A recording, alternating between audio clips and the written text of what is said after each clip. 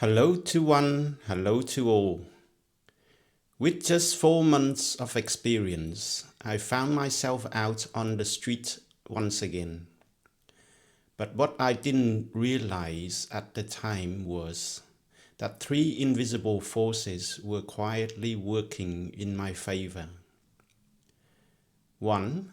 The economy was finally turning, and the IT industry was leading the charge. 2. IBM's AS400 systems were becoming the beating heart of every major bank in London. 3. Those desperate months of running an IT department alone had given me something rare, war stories that made recruiters lean in. So I polished my CV and sent it to agencies. A luxury compared to my old days scouring newspapers for ads. And within 6 weeks of that gut punch layoff, I landed a programmer role at a banking software house. My job? Second line support. Not the glamorous jet-setting tech consultant role I'd imagined.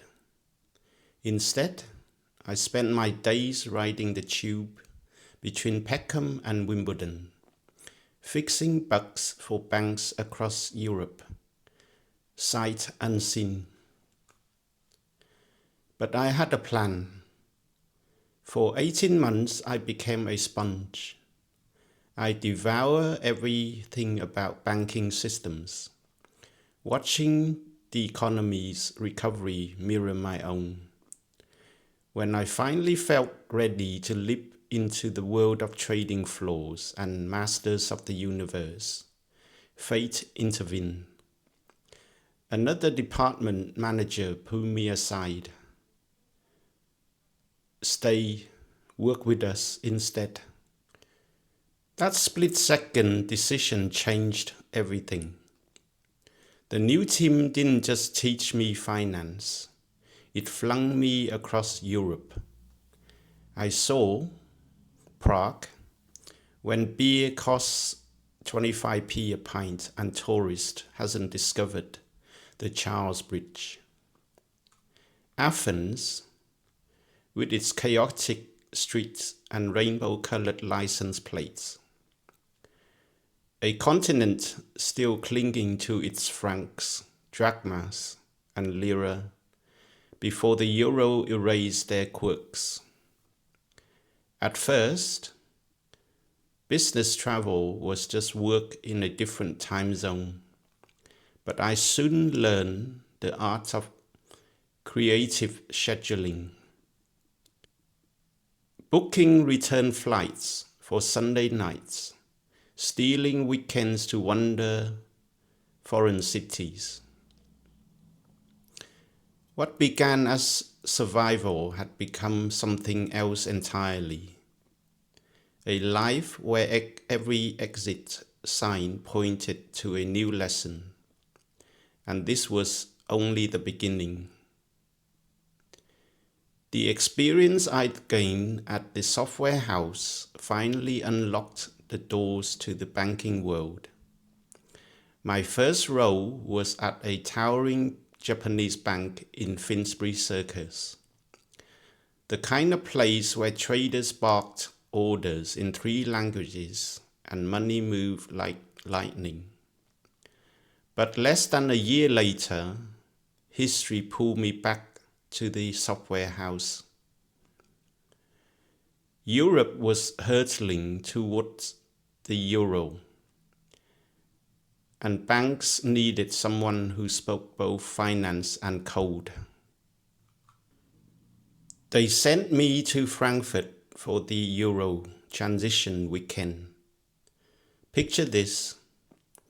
It's 2 a.m. in a near-empty office. The glow of 12 monitors, my only company.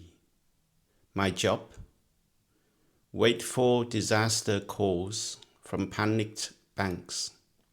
But as the hours crawled by, something unexpected happened.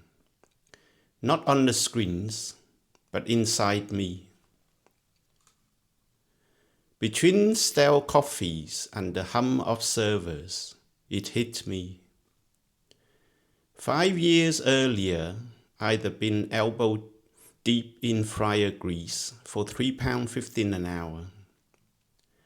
Now, I was earning more in this single weekend than I had in 6 months at McDonald's. The absurdity of it all froze me mid-yawn. Same hands, same brain, but life had upgraded me like some corporate software patch. That night should have been a victory lap. Instead, the silence of that office became a mirror. If scrambling for survival and coasting on comfort both left me hollow, what was the point? The euro launched flawlessly. No calls came, but as dawn broke over Frankfurt's skyline, something else had been activated. A hunger no paycheck could satisfy. That quiet desk became the starting line for a quest I am still on today.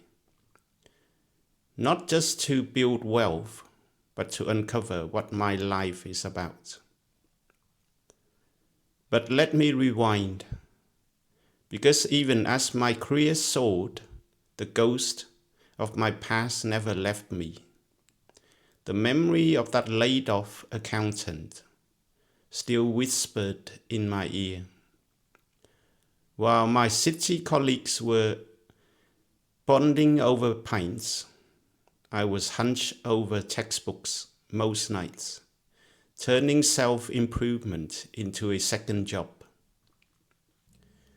At first, I played it safe, deepening my AS400 expertise, mastering banking's arcane settlement processes.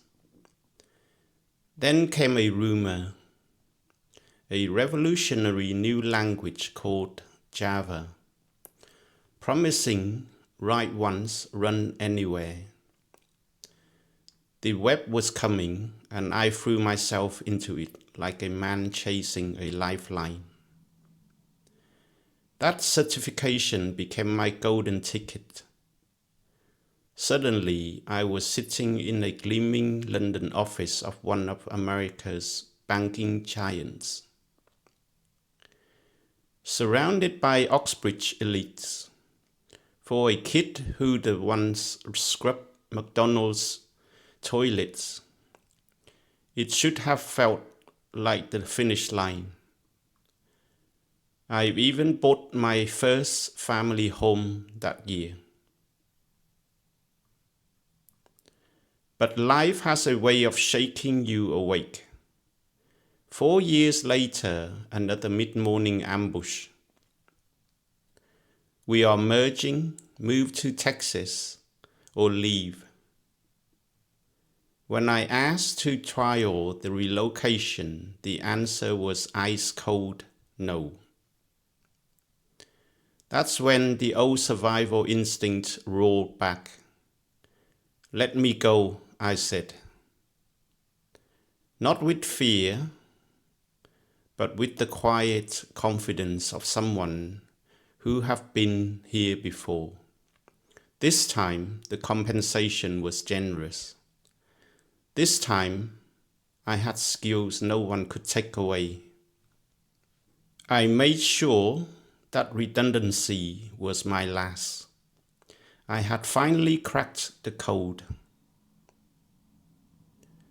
1. Ear to the ground. Track companies and tech trends like a hawk. 2. Learn relentlessly.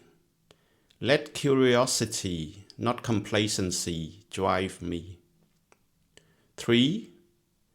Leave before the music stops. When the growth dries up, so should your loyalty.